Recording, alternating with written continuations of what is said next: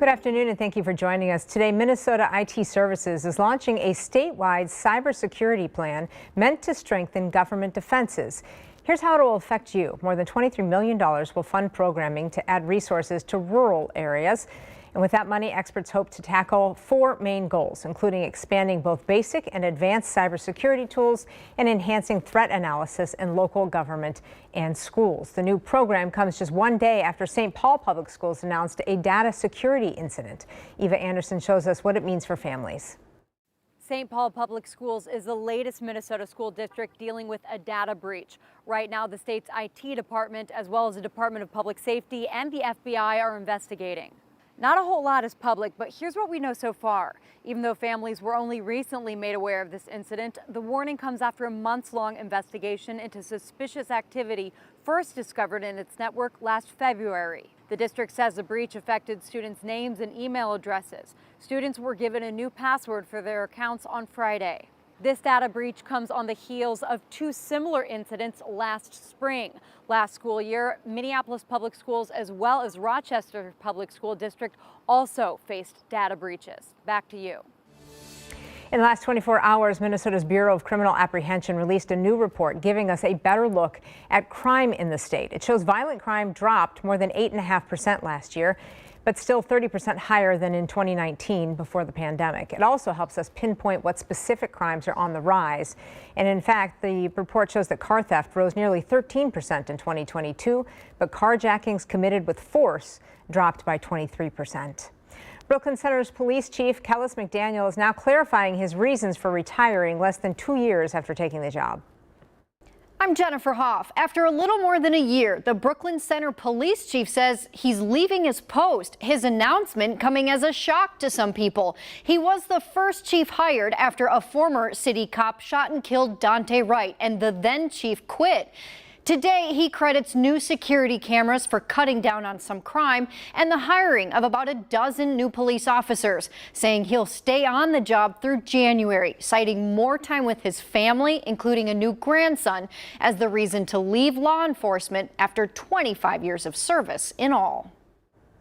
In less than 4 hours, construction crews throughout the Twin Cities will hold a march as part of a week of action. Starting at 4 o'clock, Central Avenue in Northeast Minneapolis will be packed with workers, bringing attention to the manual labor and working conditions they say they're facing. One organization called CIDL is laying out a new code of conduct for construction workers. It calls for safer construction sites, and the goal is to get developers to sign it into action. Dozens of lawmakers throughout the state and the Attorney General are all putting their support behind this organization. Developers who joined the BDR program agree that all contractors and subcontractors on their project will abide by a code of conduct developed by workers. CIDL is also specifically asking property developers, Solheim, Yellow Tree, and United Properties to sign on. It says it has asked to sit down and talk with those companies about workers' rights for 2 years without any meaningful discussions. United Properties did not say if it would sign on to the code, but did provide this statement to us.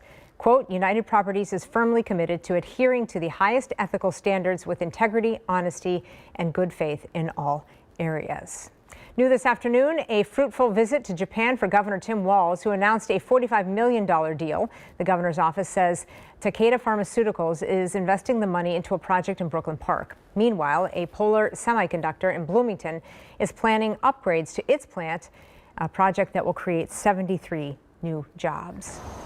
Well, another day for layers. Some sun, cooler weather out this morning. For sure, a little sweater. Sent my kid off to school with a little sweater today, Ben. Yeah, you know, it's one of the coolest days of meteorological fall so far. And I use air quotes because we did start off meteorological fall with 5 days in a row, 90 degrees or warmer. You remember that stretch? No 90s in this forecast. Instead, temperatures are going to have a tough time reaching into the mid-60s. It's a mostly overcast sky with some partial sunshine. Right now, it's currently 61 degrees. We've got a northwest wind at 10 miles per hour, and these low clouds are probably going to hang around for a good chunk of the day today. Maybe a little more sunshine as the day goes on, but notice the temperature not really moving very much. We're going to top out in the mid-60s, followed by additional clearing tonight. That will lead to a chilly night, especially across northern and northeastern Minnesota, where a frost advisory has been issued from 2 a.m. tonight to 8 a.m. Wednesday morning. Temperatures as low as 33 degrees, about as far south as Pine County and Burnett County. We'll talk about our low temperatures here on the Twin Cities Metro coming up. Marina? All right, thank you, Ben. Well, right now, Hurricane Lee is moving closer to the Atlantic, moving over the Atlantic Ocean and expected to hit the Northeast this weekend. It comes amid an already record-breaking year of weather-related disasters. The National Oceanic and Atmospheric Administration says this year the U.S. had 23 disasters that cost at least $1 billion each. That passes the record of 22 set back in the year 2020. Experts say this year's disasters led to nearly $58 billion worth of damage, and that's without the totals from Hurricane Idala. Today, FEMA is still waiting on Congress to allocate more funding before it runs out.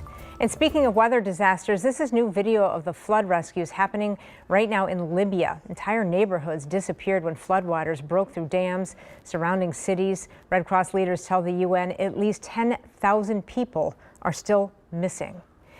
An update just minutes ago, the search for an escaped Pennsylvania prisoner is getting even more critical. Police say he is now armed and was shot by a homeowner last night. It has been 13 days since Danilo Cavalcante climbed his way out of prison, and NBC's Lindsay Reiser brings us all of the new developments in this manhunt.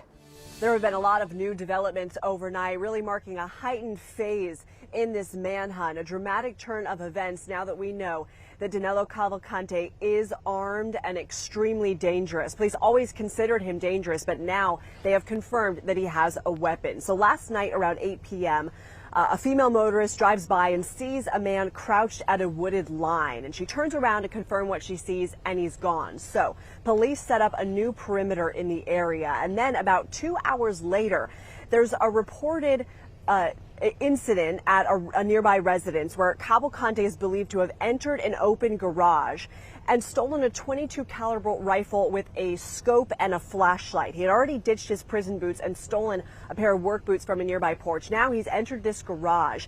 The homeowner is within feet of Cavalcante and actually shoots at him several times with a pistol. But right now, authorities believe he got away. They don't have any reason to believe he's injured. So at this point, we know that he's ditched also that previous yellow or green hoodie that he was seen in Ring camera footage. We have a new perimeter here, about 8 square miles, where they're looking for Cavalcante. 500 law enforcement personnel are on this. We see helicopters and at least one plane overhead. Canines are also on this. So right now they're telling residents they don't have to evacuate, but lock their doors. This is a dense wooded area, a lot of nooks and crannies where Cavalcante could be hiding. Right now, though, we are entering day 13 here of this manhunt with still Cavalcante on the run. Back to you.